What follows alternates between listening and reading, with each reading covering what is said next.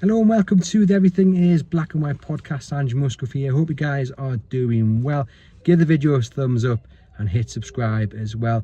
Coming to you from the multi-story of St James's Park after Newcastle United have lost 4-1 to Bournemouth. We came into this game hoping that Newcastle United would make history and make it 10 wins in a row, set a new club record.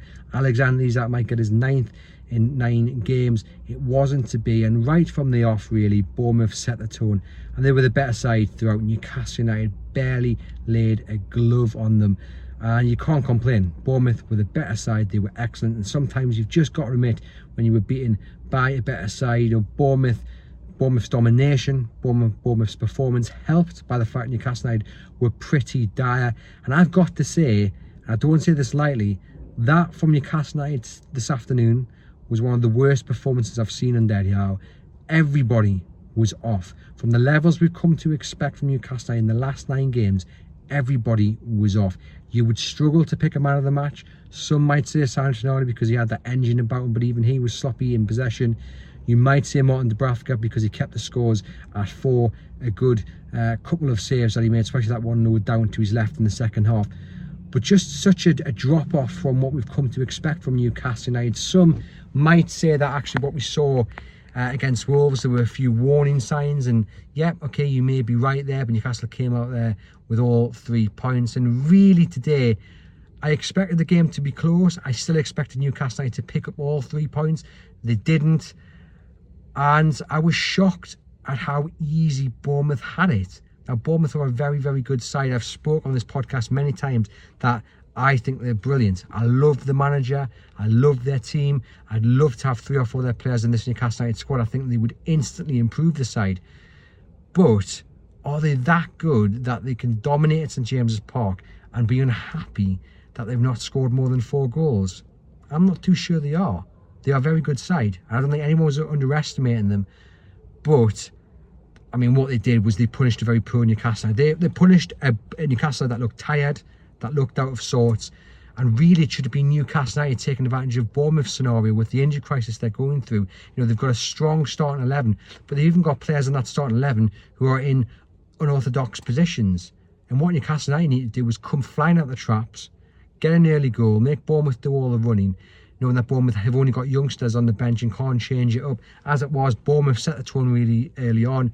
6th minute, grabbed the opener through Justin Kluivert, who now, according to a stat that I've been told, has scored more goals at St James's Park than his dad did.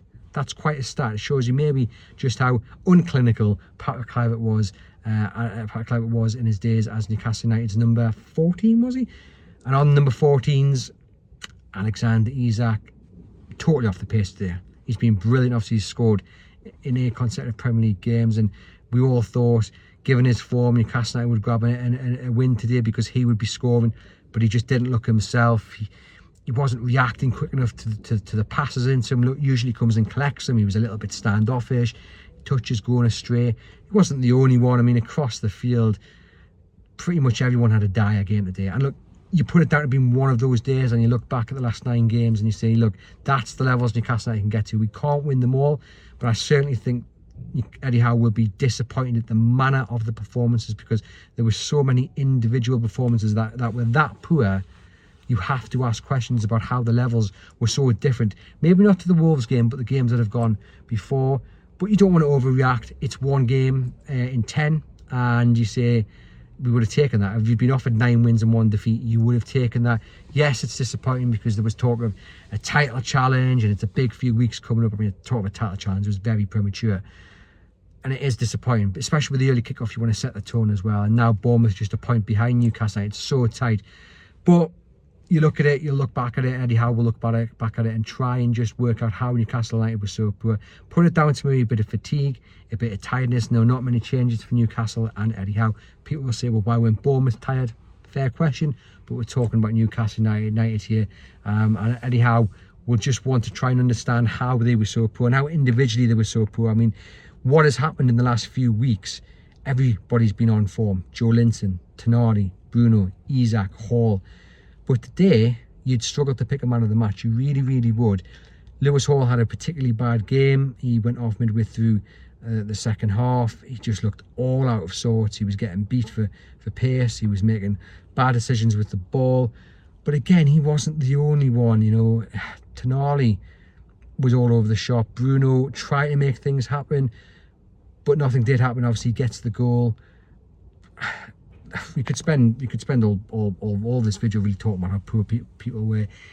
I like to think it's just one of those games, and against Southampton, hopefully they come and get all 3 points. You know, they've got to go back to the training pitch.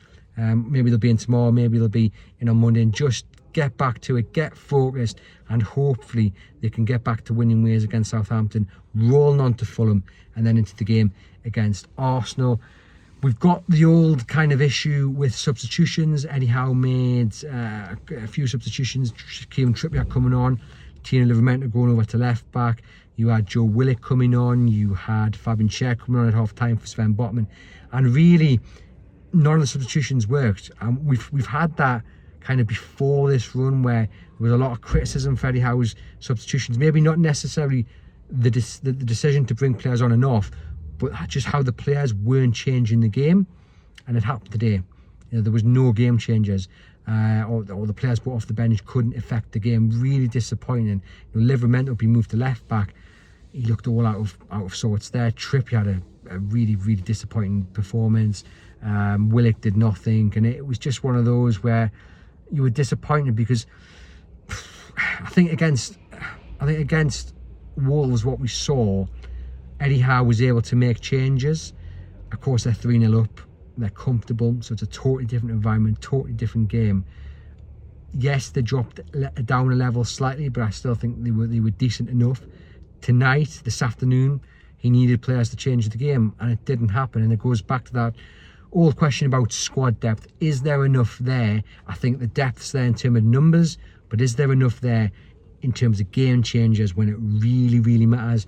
And today there wasn't, and that will also be a question being asked. Can they find the numbers when it comes to the budget and bring somebody in? I think that would be a massive boost as well to the feeling around the club. I know they've got 9 wins, but I think just bringing in that fresh face could really pull them back up and boost them for what will be a very important few weeks. But hey, look, sometimes you've just got to say the better side won. It could have been by more than 4. Thankfully, it wasn't. If Newcastle can get Antoine Semenyo signed up, please do. He's just brilliant. And also, just quickly, right, a word for the referee. I don't usually like having goes at referees, because it's not an easy thing to do. It's not an easy job. But he was awful today. He was absolutely pitiful today for both sides, by the way, getting decisions wrong for both sides. I mean, Tyler Adams got done for a perfect challenge on Bruno Guimaraes very early on. It was one of the best challenges you'll see this season, done for it. But across the board, he was absolutely terrible, and that didn't help the game. It was stop-start. There was a needle in it, but he just lost control of it, and then he ended up booking everybody he could. Not very good performance by the referee. That didn't help Newcastle United, but really, they've only got themselves to blame. Sloppy in possession, sloppy out of possession. Didn't really test the keeper at all until the very last few moments of the game. Really, Bournemouth had it easy defensively, and Newcastle United just had no answer for what was a fantastic tactical display by Bournemouth. They shut down the outlet between Burn and Hull, got lots of success there. They had more desire, more want. They were more effective, more clinical. Deserved all 3 points. No complaints from me. Newcastle United got to go back, look and reflect on why it went wrong. Hopefully it's just a bit of fatigue, and they get back to the training pitch, work on that, and get back to winning ways against Southampton. If it's something a little bit more, good few days for Eddie Howe to work out what went wrong and get that remedy sorted for a big game down in St Mary's on the south coast next weekend. Disappointing day here at St James's Park. Let me know in the comments your thoughts. Who was your man of the match, and what you put down? What do you put today's performance down to? Fatigue? Something else? Did Eddie Howe set up tactically? Did he set up wrong? Let me know in the comments. I've been Andrew Musgrove. Hit thumbs up, hit subscribe, and I'll see you guys very soon.